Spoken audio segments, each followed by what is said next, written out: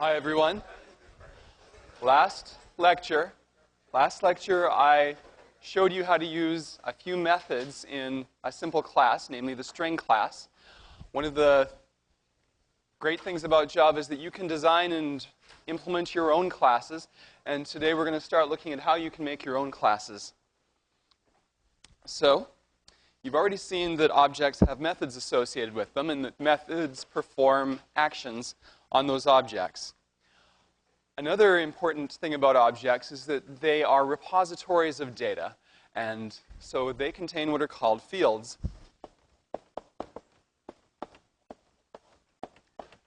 And fields are variables that are stored inside objects.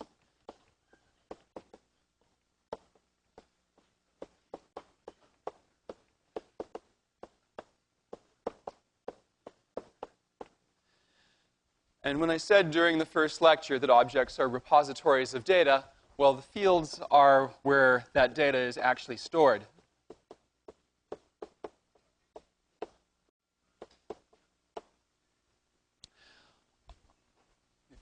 Let me also mention that fields have another name. Field is the short name. They're also known as instance variables.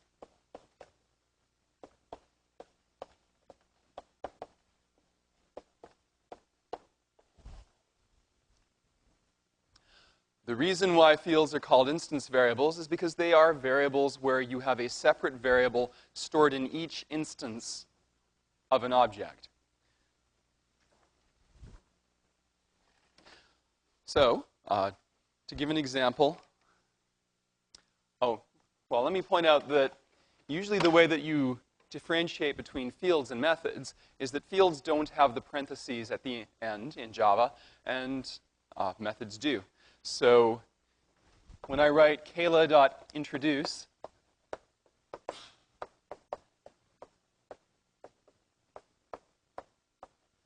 then you can tell by the parentheses that that's probably a method call.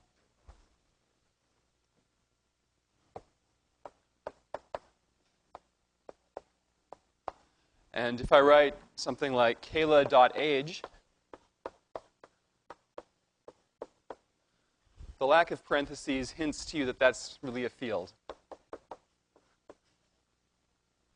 All right, so let's write a class definition for the human class. In Java, you use the class keyword to tell Java that you're going to declare a class. And then you give your class a name. So I want to define a human class so that I can create a bunch of human objects. And a human object should have some information about it. We'd maybe like to know the age of the human. So we're going to store that as an integer. And so we declare a field called age of type int. And the public means that other classes can see the age of this class. We'll learn more about that later in the semester. We'd also like to know the name of the human. So we'll store the name as a string.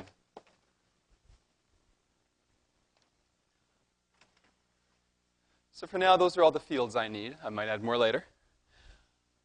Now I'm going to declare a method that a human uses to introduce itself.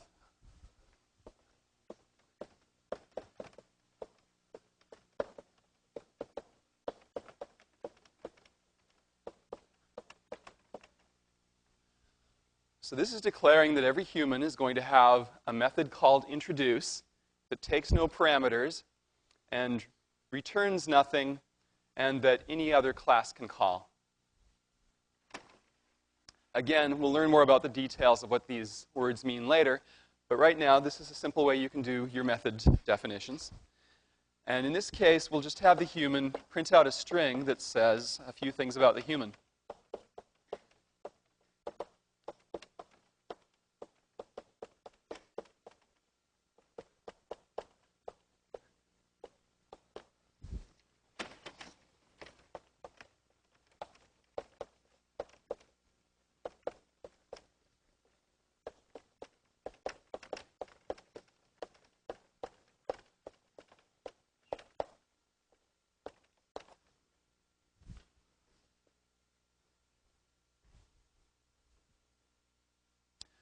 So the human prints out its name and age here.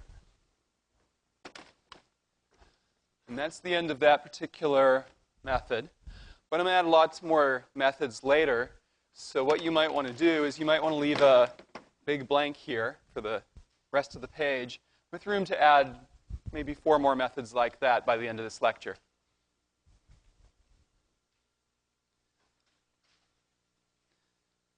All right, so age and name are both fields of a human object. And now that we've defined the human class, we can create as many human objects as we like and manipulate them all separately. And each one stores its own name and its own age. So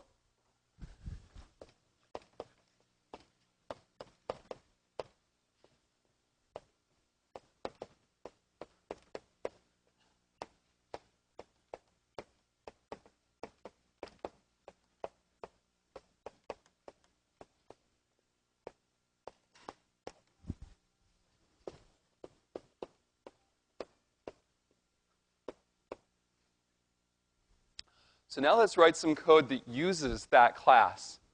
I want to create a new human named Kayla by executing the following code. Where does the code that I'm about to write down go? Well, it could go just about anywhere. It could go in a different class. It could go in a method inside the human class. It could go just about anywhere. So I'm just going to write down the code, and you can use it anywhere you like. So let's create a human. I'm going to define a new variable called Kayla of type human. And that's going to store a reference to a human object. And I'm going to create a human object for it to reference. So let's call the human constructor and create a brand new human. So when I execute that line of code, I'm going to add more code here, so I'm going to put the picture a little lower. What happens is, first of all, a brand new human object gets constructed.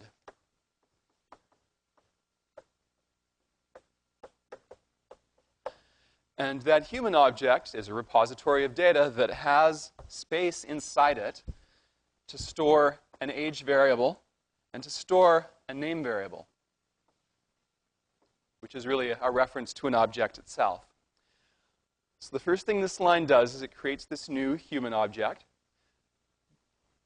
The other thing it does, the next thing it does is declare a new variable called Kayla. And finally, the equal sign assigns a reference to that object, to the variable Kayla, so we don't lose track of the object. All right, the next line of code is now I want to fill in an age and a name for Kayla. So I'm going to set it Kayla's age equal to 12. And so when I execute that line, what Java does is it actually finds the variable Kayla, follows the arrow till it finds the object, and then writes a 12 into the age box. I'm going to do the same thing with Kayla's name.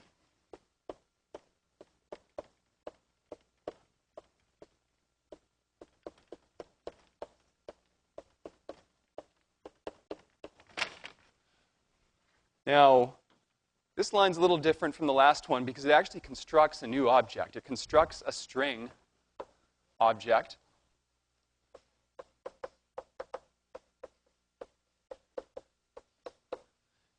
And that string object represents the string Kayla. Then, as before, it follows the variable Kayla, finds the object that it points at, and sets name to be a reference to that new string object. Question?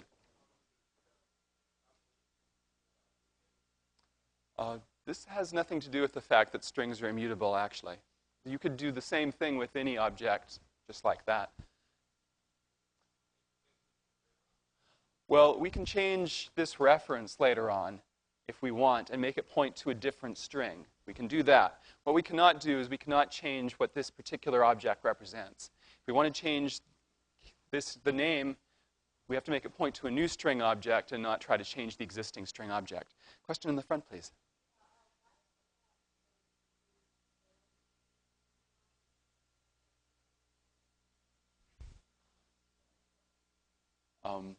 Why doesn't age get a pointer? Is that what you're asking? Okay, because in Java there is a difference between... Java has two very different kind of variables. It has what are called primitive variables, or primitive types like int, which Java is designed to allow you to store certain kinds of things like numbers really fast and in a memory-efficient way. So it doesn't actually create an object just every time you want to store a number, because that would take too much memory. On the other hand, there's the other type of variable is a reference to an object, and that's what string is. So these are fundamentally different things. This is a primitive type, and this is an object type, and Java treats them in very different ways. Yes, sir?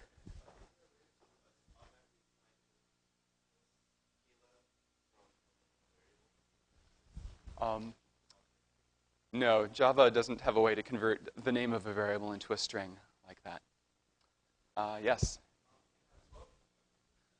Yes, we can change the 12 to 15 or 2 or anything else anytime we want. That's right. Yes, sir? Sorry, can you speak louder? So yes, it's okay to not have a constructor, because if you don't write a constructor yourself, Java automatically provides a default constructor for you, which basically does nothing. And I'll talk about that again in a few minutes. So now that we've set this stuff up, let's call our method, our introduce method. And we do that simply by writing Kayla.introduce. Okay. And when Java executes that line of code, Kayla.introduce, it calls the introduce method right here. And when it calls this method, well, it goes ahead and executes it. So we're going to print something to the screen. We're going to print a string, which is made by concatenating a bunch of strings together. Remember that plus is shorthand for concatenate strings when the operands are strings. So it's going to concatenate I'm and name. Well, wait a sec. Which name is it going to concatenate? There could be a whole bunch of human objects, right? But Java remembers that when I called the introduce method, I called it on a specific object, namely Kayla. So Java remembers that this is the human that I'm calling introduce on. And so when we ask for the name, Java automatically knows that that means Kayla.name. When we ask for the age, Java remembers that that really means Kayla.age. And so it fills in Kayla's name and age, and the output that's written to the screen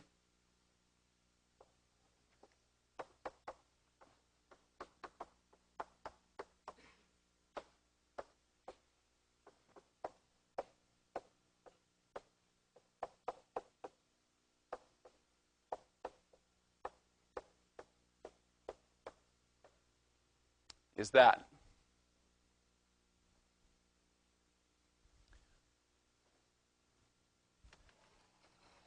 Now, if I had not said Kayla.introduce here, if I had said, say, Rishi.introduce instead, what would have happened? Well, we wouldn't have gotten this string. Instead, Java would have called introduce on Rishi, and we would have got Rishi.name and Rishi.age instead.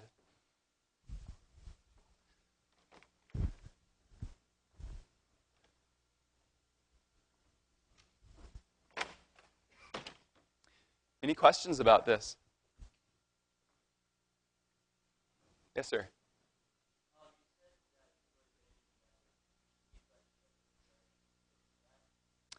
If Rishi wasn't declared?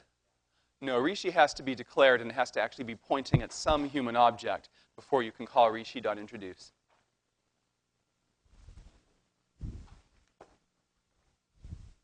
Okay. Let's add another method. Because the next thing I want to demonstrate is, well, this introduce method only operates on one human object. What if I want to write a method in the human class that can operate on 2 or maybe more human objects? How do I do that? Well, what you do is you have one object, which is sort of the main human object, the one that you're actually calling the method on, and then you pass in the other ones as parameters. So suppose I want a method that copies the fields from one human object to another human object. Here's how I do that.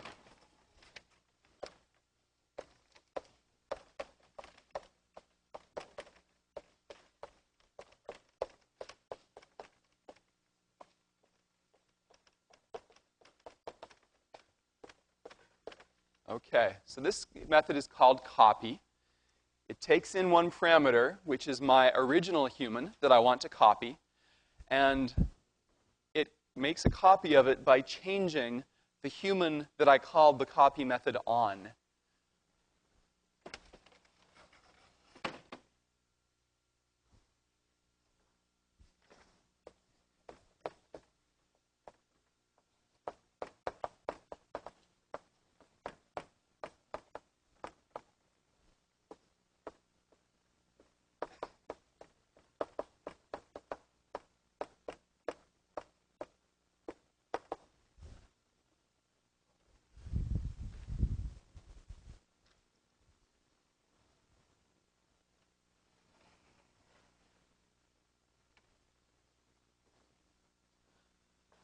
So that's the method.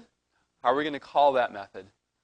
Well, I want you to suppose that we have a human variable named Rishi that points to some human object that's already been initialized. I'm not going to take the time to draw it now, but if we have that, we can write Kayla.copy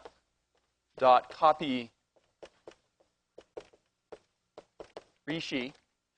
And what that does is it copies, well, it calls copy with Rishi substituted in for original. And so when we say age equals original.age, what happens is that Rishi's age gets copied into Kayla's age. Why is this age Kayla's age? Because we called the copy method on Kayla. And it copies Rishi's name into Kayla's name. Question in the back, near the back.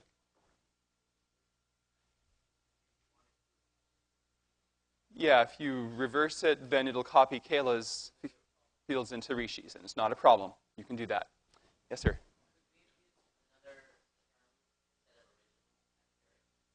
Yeah, you can call the variable whatever you like. You get to make up your own variable names. Yes?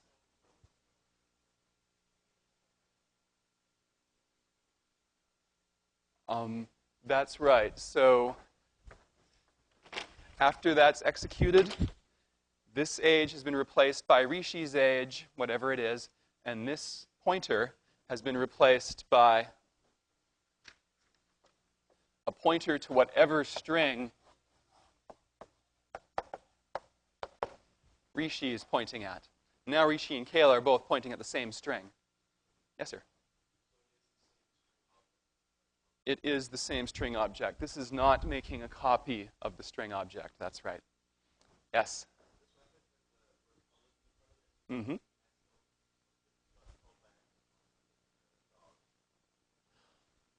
Well, in the dog class, the copy method is probably not defined, so Java would just give you a compile time error when you try to compile your program. So copy is only defined on the human class. Yes?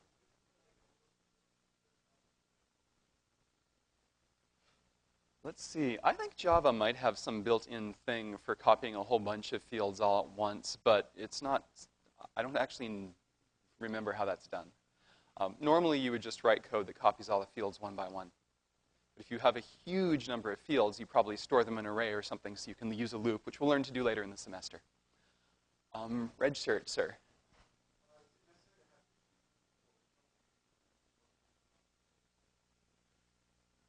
Yeah, it is necessary to, whenever you declare a method, it is absolutely necessary to say what type each parameter is. You can't leave that out. Not in Java. There are languages where you can, but not in Java. Orange jacket, please.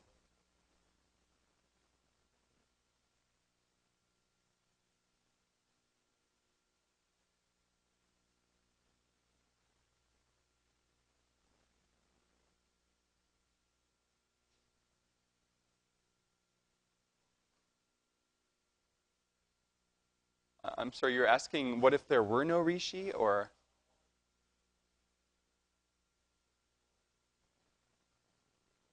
Uh-huh.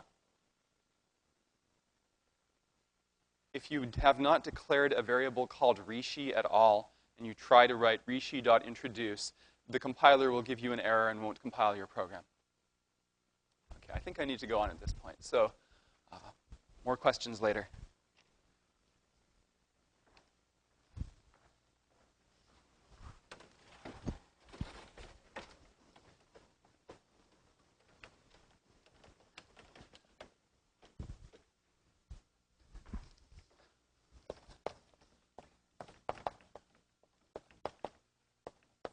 Let's define some constructors now. A constructor is a method that constructs a human, but the constructor does not actually contain code that actually creates a new human object. Rather, Java just creates the new human object for you at the very beginning of the constructor. And what the constructor actually explicitly does is it just allows you to initialize the fields in the new object. So for instance,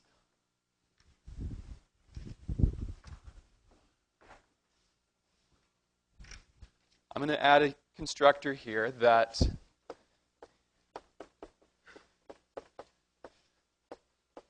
takes one parameter, and that parameter is a string.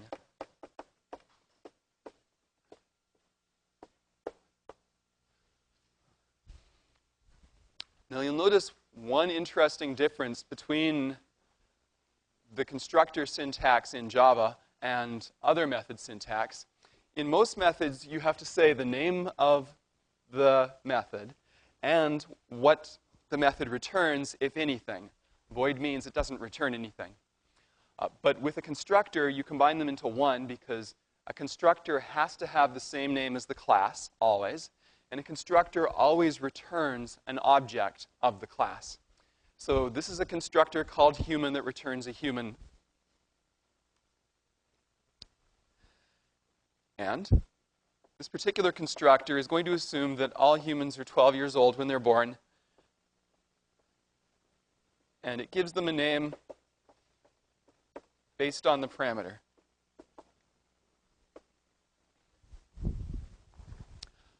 So now, anytime I want to call this constructor, all I have to do is somewhere in a Java program write new human and then pass it a parameter which is a reference to a string. And if I do that, this is the constructor that'll get called. Yes? Not anymore, no. I'll say that again in a minute. So, but first, let me work with this constructor for a second. So now that I have that constructor that does a certain amount of work for me every time, I can take this section of 3 lines of code, and I can shorten it now to 1 line. I can just say human Kayla equals new human Kayla. This should all be on 1 line, but the Blackboard doesn't permit me. And so now this 1 line of code replaces these 3. So exactly the same result as those 3 old lines.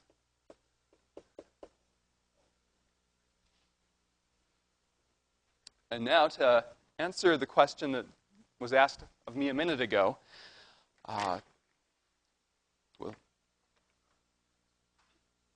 how did this constructor here work when I didn't actually write a constructor over here originally?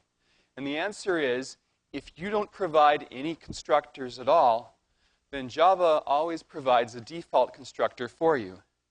And the default constructor, if it were written out explicitly, would look like this.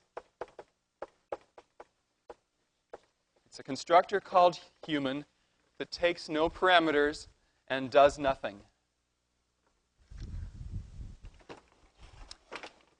Now, the gentleman asked me if I declare this constructor explicitly, does the default constructor that worked for me here still exist? And the answer is no. When you define one constructor, no matter what its parameters are, the default constructor goes away. And if you want the default constructor back, then you have to write it out explicitly like this. Question? Sorry, can you talk a little louder? You can have, you can have lots of constructors with different numbers of parameters. You can even have lots of constructors with the same number of parameters as long as the parameters are of different types. So you can have 100 different human constructors, and they just differ from each other on what the types are and what the number of parameters are. Yes, ma'am? Why does the constructor have to be public? Well, actually, it doesn't have to be public, but if you want other classes to be able to call this constructor, then it has to be public. And we'll talk about what public and private means in about a week or two in detail. In the back. The constructor absolutely, positively always has to be the same name as the class. No exceptions. That's right. Yes?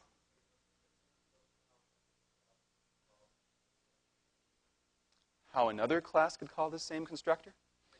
It's simple. You put a line like this, human H equals new human S, into a method in another class. You can do that whenever you want.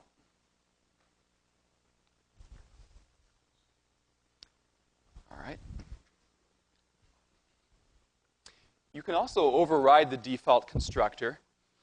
If you don't like the default constructors doing nothing, then you can make it do something by filling code in here explicitly. So I might want the default constructor to always set the age to 0 and always set the name to be untitled or something like that.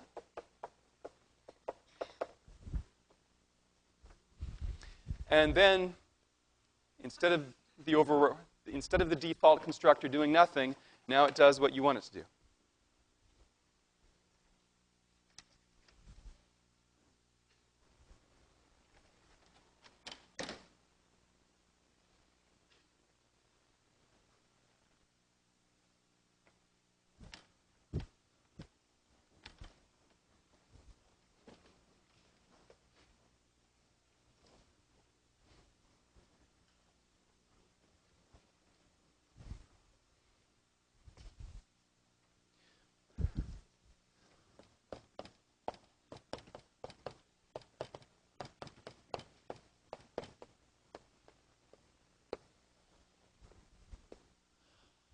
Java has a keyword called this. Whenever you do a method invocation like, say, Kayla.introduce,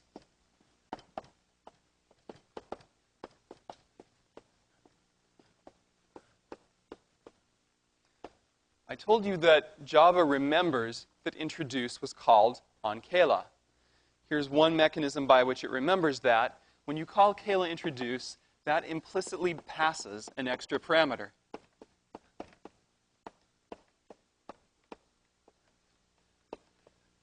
And that parameter is the object that you called the method on. In this case, Kayla is passed in as a sort of hidden parameter. And that hidden parameter is called this.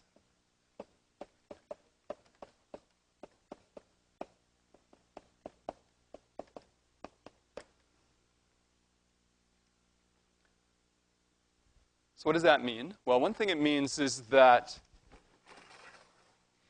when you're inside a method like this, or any method in the human class, there's a keyword called this, which refers to this object, and you can always refer to the fields of this explicitly if you want. So if I say this.age or this.name, that gives me exactly the same results as before. So I can use age as shorthand, but if I want to be explicit about it, I can say this.aged as well. And there are some cases where you do need to be explicit about it. To give you one example, It's a little bit of an artificial example, but suppose that I add to the human class a method called change.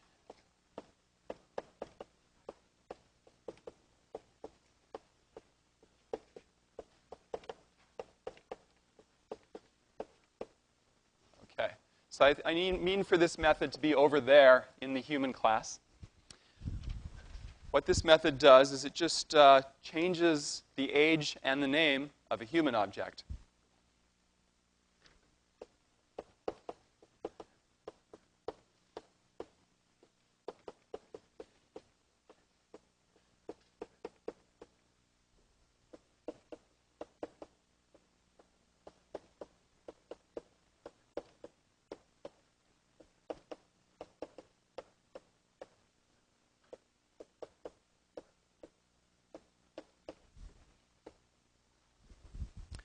And I've done something that might seem a little bit wacky at first, but actually it kind of makes sense, which is I've passed in a parameter called age.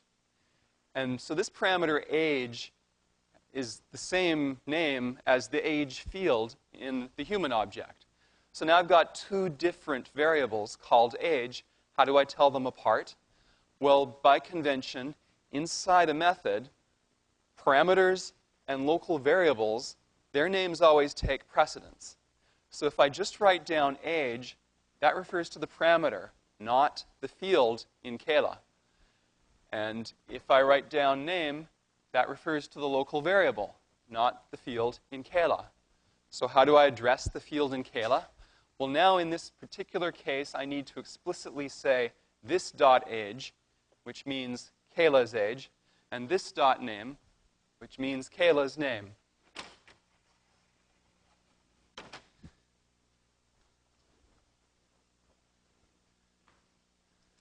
So now let's go look at our data structure here again, our Kayla data structure. And let's suppose that I've just called this method by writing Kayla.change8 in some other method. Okay, what happens when I execute that method? When I call Kayla.change8, I get some parameters and local variables in the method change.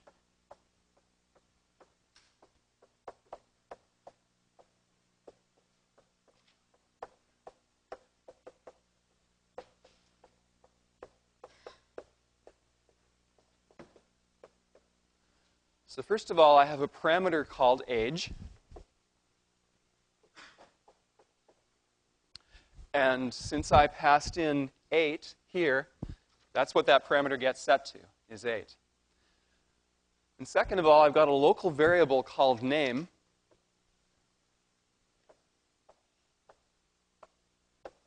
Which references Chang. Because I just created this string. It's the first thing that this method does. And then the rest of the change method is changing Kayla's age and name. So first of all, it takes whatever's in the local variable age and writes it into Kayla's age. And second thing it does is it takes the local variable name and it writes the reference into this box here.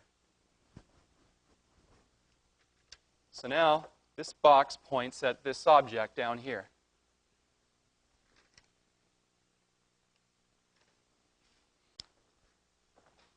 Oh, and while I'm at it, I forgot to mention that when we first called this method, when we first called Kayla.change8, Kayla got passed in as a parameter called this.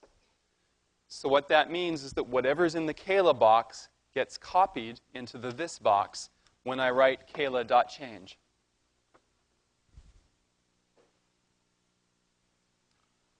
Are there questions about this? Yes.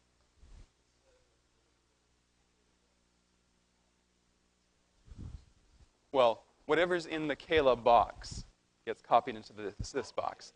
So this is duplicated here. Maybe I misspoke. Other questions? Yes.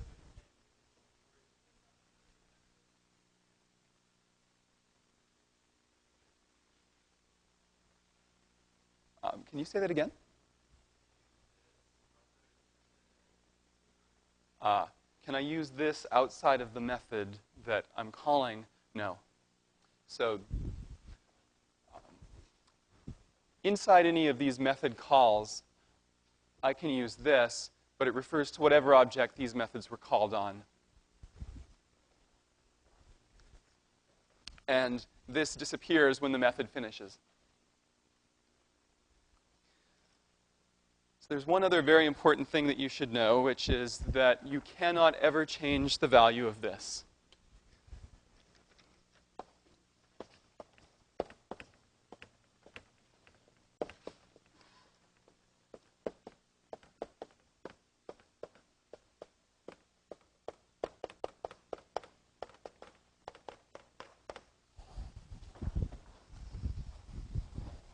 If you ever try to say this equals something else, you'll get a compiler error. The compiler does not let you change this.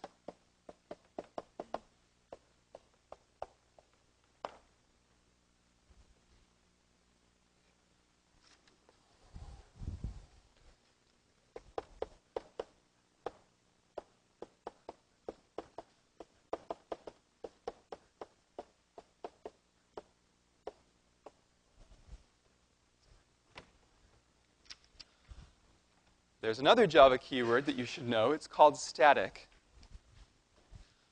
A static field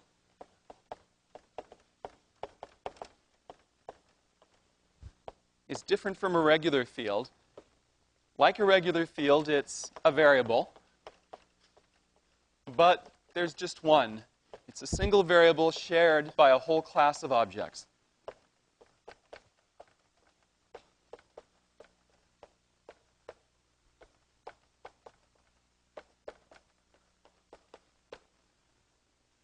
With an ordinary field like age, there's a different age for every object. With a static field, there is not a different field for every object. There's just one field that all the objects share.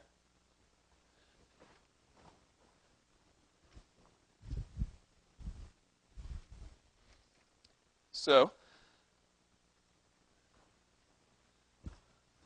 oh, and let me add that these have a name as well. They're called class variables.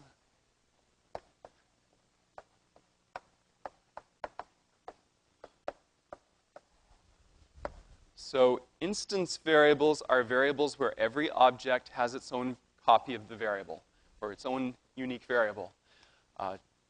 Class variables are variables where there's only one shared by the entire class.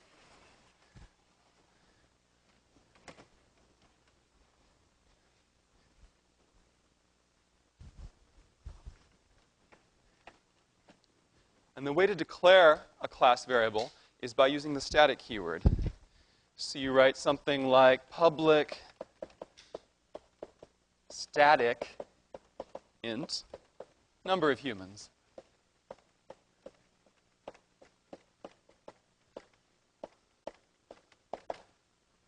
So what I'm going to do is I'm going to use this field called number of humans to count the total number of humans I've created.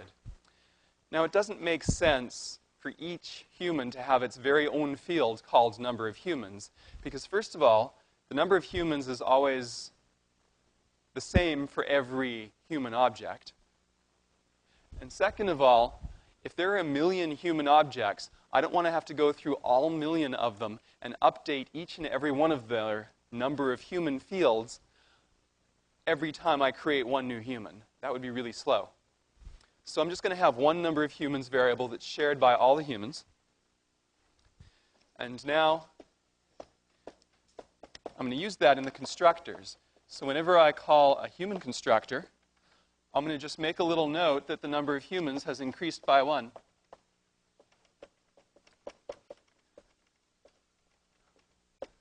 By the way, Java has a special shorthand, ++, that lets you increase an integer variable by 1.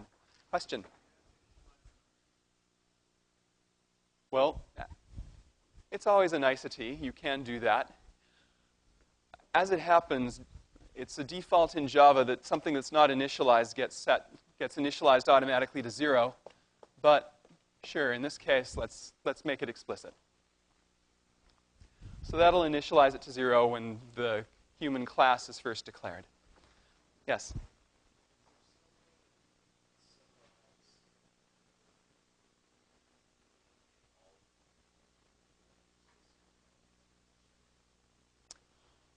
Well,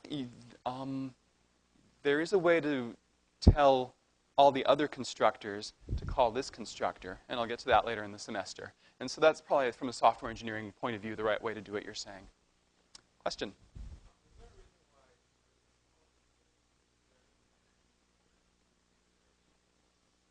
You mean this?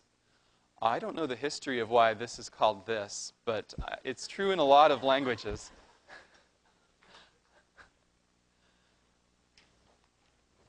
All right, what else do I want to say? So once you've got this number of humans variable, you can refer to it even from outside the humans class. And the way you do that is, for instance, suppose that I assume that the population is 1/4 children. I can compute the number of kids by saying kids equals human dot number of humans.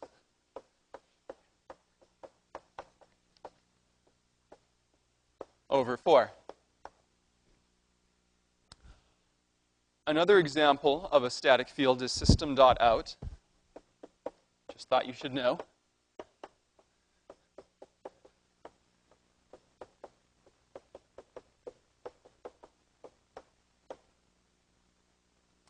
Besides static fields, there are also what are called static methods.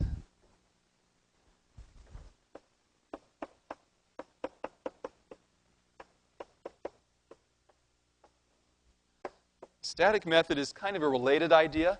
A static method is one that doesn't implicitly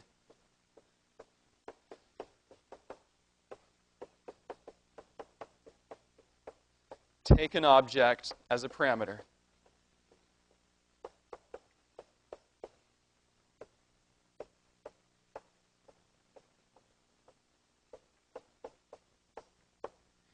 In other words, in a static method, there is no this. Now, why would you want a static method? Because there are some methods that really just don't have anything to do with any one particular object and shouldn't have anything to do with any one particular object. So like I might want to have a method that prints the number of humans.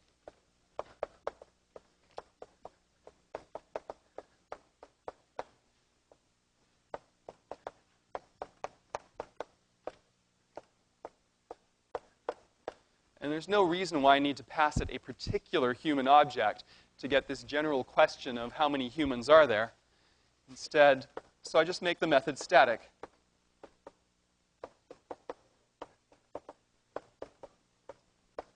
And I just use it to print out the number of humans.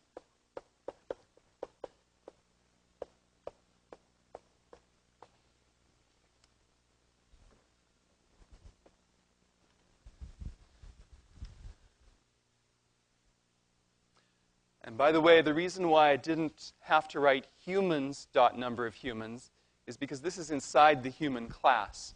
You only have to include human.number of humans when you're doing this from outside the human class. Though, if you're not sure, you can just always include it if you want to. And then if I want to call print humans from another class, then I write humans.printhumans.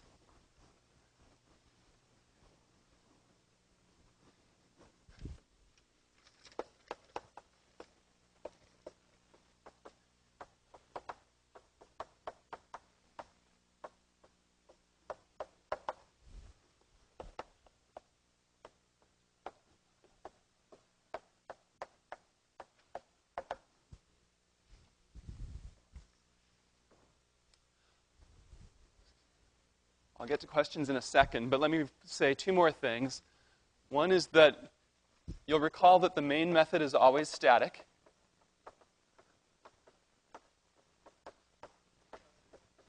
Yeah? Oh, yeah, thank you.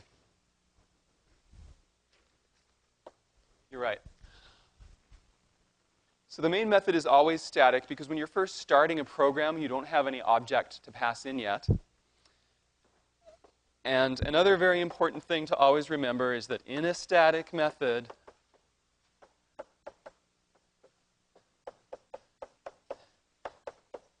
there is no this.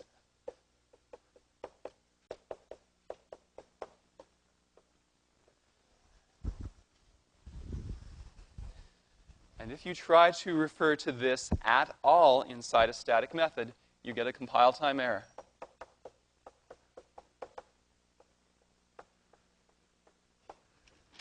Okay, ready for more questions? Yes?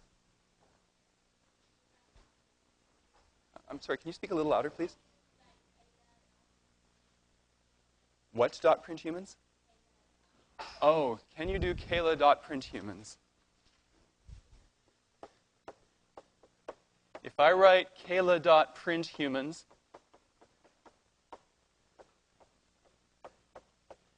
then the answer is yes, that actually works. Java will do exactly the same thing in either of these two cases.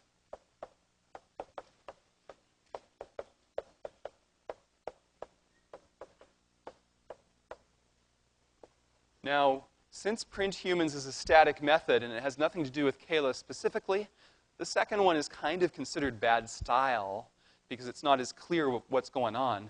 But it's perfectly legal Java code and it will work. Yes?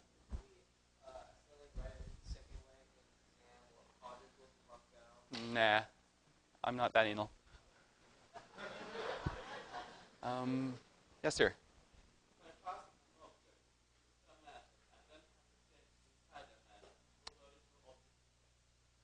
If you pass an object into a method and the fields of the object change inside the method, then yes, the original object is changed. That's right. And we'll see lots of examples of that in the next week or two. Other questions? Yes, sir. If this dot print humans, you could use this dot print humans as long as it's in a non-static method inside the humans class. I don't know why you would want to, but it would work. Yes? You can't use this outside of a method? Well, you can't actually use any line of executable code outside of a method at all. So, yeah. Okay, we have 1 minute left, so I'm going to go over one last thing.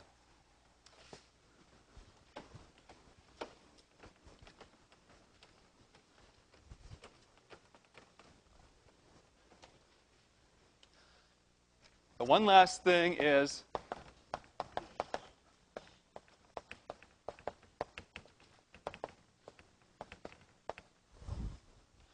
how long do variables survive in a Java program? What is their lifetimes? It's important to know that sometimes when you go away from a method and then come back to it, all of your local variables will be reset. You can't expect them to keep around the old values. You probably already know this from Scheme or MATLAB, but a local variable, one that's declared inside a method, is gone forever as soon as the method ends.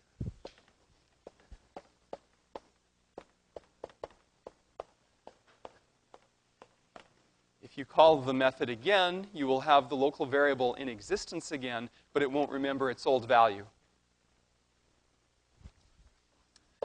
An instance variable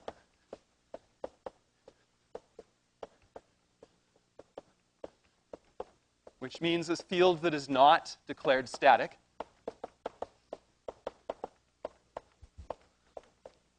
lasts as long as the object exists.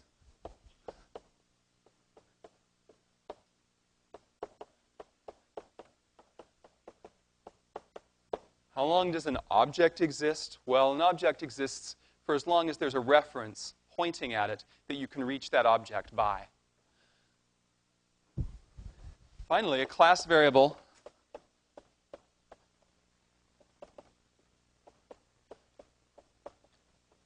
or in other words, a field that you do declare static, lasts as long as the program is running.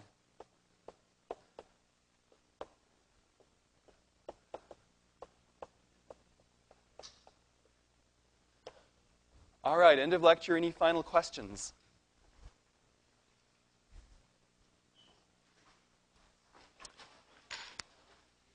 All right, so I'll take your question in person.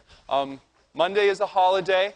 Tuesday there will be labs, so please show up to your labs Tuesday and Wednesday, and I'll see you all on Wednesday.